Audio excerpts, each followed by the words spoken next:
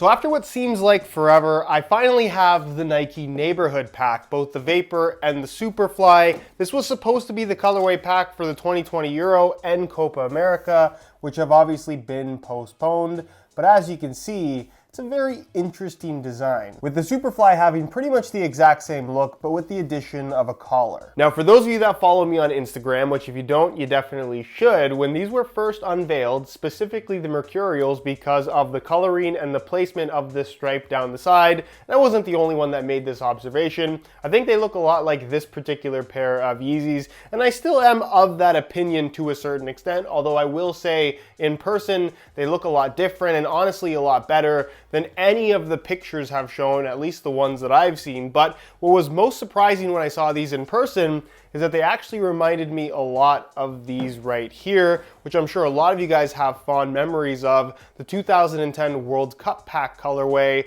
where you can see they're not exactly the same. This is definitely more gray, where this mock purple color is kind of like a weird grayish purple, but there are some pinkish purple tones in here, and honestly, it's immediately the one colorway pack that I would compare this to. So with that in mind, in this video, we're gonna take a closer look at this colorway because there's tons of little details that you don't really pick up on in pictures. And we'll also, of course, take a look at how the boots fit and feel on feet, as well as just discuss the current generation of Mercurial, Vapor, and Superfly as well. So if you're interested in learning more, please stick around, watch the entire review. And if you're interested in a pair of these for yourself, either the Vapor or the Superfly, I'll leave a little pop-up on screen, or you can click the first link down below. That's gonna take you to the review page on my website, where you'll find buy it now links with exclusive SR4U coupon codes to pick these up below their normal retail prices. Also, if you guys do end up enjoying this video, please don't forget to support it with a like. It goes a long way. And if you are new here watching for the first time and don't want to miss out on weekly content on everything football boots,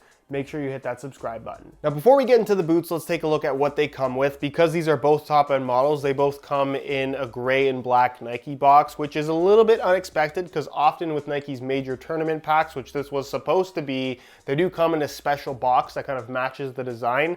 Not the case this time around. And then again, because these are top-end models, as you'd expect from Nike, they do include a string bag, which is actually really nice. It features a light gray base with this globe pattern in white, which isn't actually featured on the outside of the boots, but if you look at the insole, which we will in just a second, you will find that exact same graphic that is here on the string bag itself. You have that orange stripe with all the codes, which I'll explain in just a second. The back of the bag is black with black strings, which is kind of a cool detail, and really the only thing that makes this, I guess, notable as a Mercurial specific string bag is the Mercurial logo there at the bottom, because the entire Neighborhood pack, whether you buy Mercurial, Tiempo, Phantom Vision, or Phantom Venom, it's gonna come with the exact same design, just the difference being the branding there at the bottom. Either way, it is a really good string bag, which is why it gets a string bag rating of 9 out of 10. 0.9. Now, as for the boots themselves, and I feel like I've been saying this a lot lately, I think that this Neighborhood pack, especially the Mercurial, looks way better in person than I was expecting. And the reason for that has to do with all of the little details that you don't really pick up on in pictures, and hopefully it's coming through in this video. The base color for this boot is kind of like a dull silver, but it's also a little bit darker than normal. So you can see that the actual silver part, while it is shiny all over, it's a little bit more dull than this intricate detail of what is kind of like a pinkish purple, which is a lot more shiny and features some extra detail in terms of having that white grid pattern only in the areas that are in that kind of mock purple-esque color, which is why in person, this really reminds me of the 2010 World Cup colorway from Nike, which is definitely not a bad comparison to make. Now, there are a few other really unique details here, because the story behind the Neighborhood pack is basically what's happening here in the form of all of these seemingly random numbers. It almost looks like the boot is being hacked or something like that.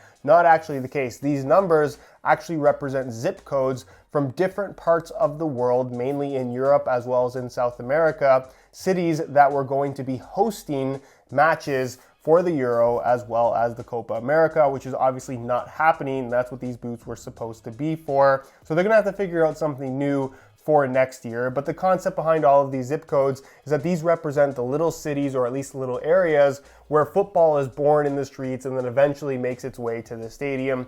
Kind of a cool concept, and I like the fact that you have this kind of hidden meaning in a graphic that ultimately does look quite cool. They have also included this large stripe down the side, which on the Mercurial just goes straight down the side, but you'll notice that throughout the entire pack, the stripe placement is completely different, which does give it some variation, but it's still very noticeable that the pack is all meant to look at least somewhat similar. And then somewhat controversially as well, you'll find the Nike swoosh, which has this kind of lightning bolt aspect to it that I actually think looks quite cool. You have a small one here at the tip of the toe, and then a very large one here that's actually stuck on the surface on the medial side with an orange outline, which I think looks really good. Also, I'll touch on the color of this. I've seen a lot of places refer to it as red, and I guess in certain lighting it could look red, but it's definitely more of like a very vibrant kind of darker orange. This actually looks darker than what you'll find in the outline for the swoosh, where I think that's very clearly orange. So there is a little bit of, I guess, mismatch in the color across the upper, but it's a very subtle thing.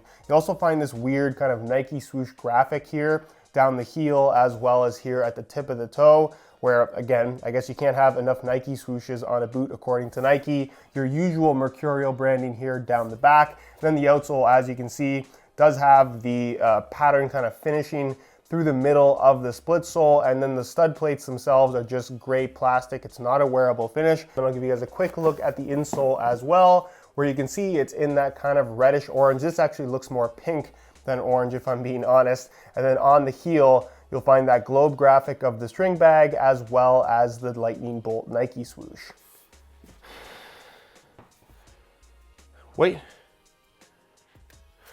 Okay, let me explain what just happened here, because this has never happened to me before, and I have taken the insoles out of every single pair of football boots I have ever owned, and I've owned quite a few. I pulled these insoles out to show them to you, and then once I finished talking, I went to go put them back in the boots, only to realize that there is still an insole inside of the boot. So then I thought, did I put them in subconsciously? Because I don't remember doing that. I just checked the other insole inside the other boot, which obviously wouldn't match because this is a left insole for a left boot. But there was actually two insoles shoved inside, obviously a mistake at the factory or something like that. But I can honestly say I've never seen that before. And then as for the Superfly, it's pretty much the same story. I don't think it looks quite as good because you have this kind of chrome finish to the upper, and then the gray Flyknit obviously isn't shiny, so it does kind of stand out a little bit more than I would like it to. I also didn't mention that the laces, while gray in color, have a little bit of a sparkly effect to them, and also something that I'm sure you guys already noticed. This particular colorway, unlike most other colorways of the current generation Mercurial, does have ACC branding. But that's enough about colorways. What about performance? Because the Mercurial series is all about speed. And if that's something that's a very important aspect of your game and you're trying to get faster, I would strongly recommend training really hard, working at actually getting faster. If that sounds like too much work, however, just buy a pair of Mercurials. These particular ones have ACC. On a more serious note though, there are certain things about the current generation of Mercurial, especially the top end model, that does lend itself to being a better speed boot than other speed boots on the market. And I've talked about why that is quite a few times on this channel, but I'll give you guys a brief summary or overview of what's going on here. The upper of this boot is Flyknit that's reinforced by something called high tenacity yarns, which is kind of like Flywire or Brio cables that we've seen in the Mercurial series for a very long time, but instead of being kind of highlighted independent strips of reinforcement, it's all just integrated into the upper as a whole, which means that it's soft, it's flexible, it's very sock-like in terms of how it moves with your feet, but it also has a tremendous amount of structural integrity, which means that with the laces tied tight, once your foot is secure and locked in place, it really doesn't have any flex to the upper, which means that when you're sprinting, when you're stopping, when you're changing direction, it really has this instantaneous reaction time with your foot and really gives you this connected feel. The responsiveness of this boot,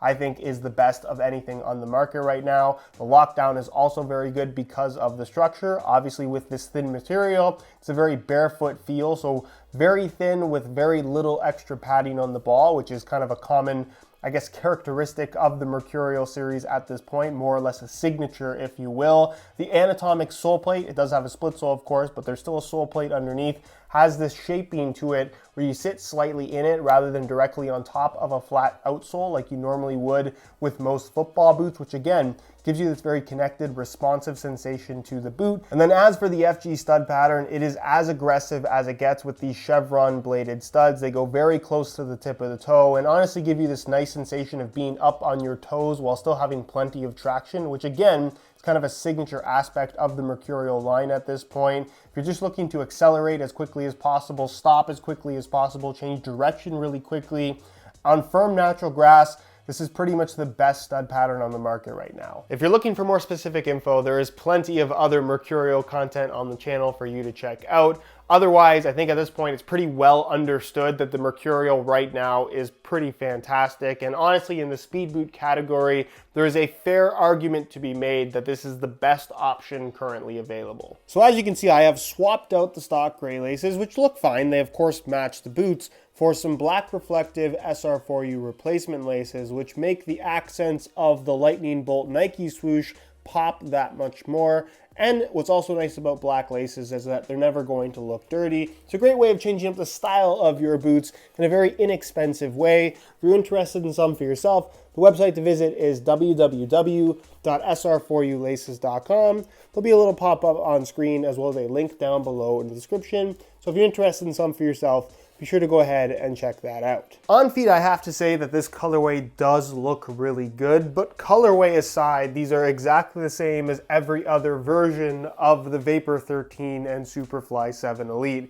There's nothing physically different about the construction, and it's what we've come to expect from the Mercurial series, and I would argue that this is probably the most refined Mercurial Nike has ever made in terms of having that really tight one-to-one fit, but also being remarkably comfortable somehow. They really have a good combination of these two characteristics and one. Not to say that there isn't any break-in time with these, because you still kind of have to get used to how they feel, and if you're not used to wearing tight boots, you could run into some issues with foot cramping, but if you are a regular Mercurial wearer, I think that you're going to feel really comfortable in these almost immediately. As far as the fit is concerned, it is a Mercurial, so you expect something to be really tight, and they definitely fit tight, but I wouldn't say that they're overly narrow by any means. They'll fit most people as long as you like that tight fit, and if you do have really wide feet, maybe they wouldn't be the best option for you. And then as far as sizing is concerned, I'm wearing these in my usual size 9.5 US, and the fit and the length is perfect. So if you're looking to order a pair for yourself, I would strongly recommend going true to size in order to achieve the best possible fit. Anyways, guys, that's it for this one. Hopefully you enjoyed the video. If you did, be sure to support it with a like. Again, if you're interested in either of these two boots for yourself, you can click the first link down below in the description. That's going to take you to the review page on my website,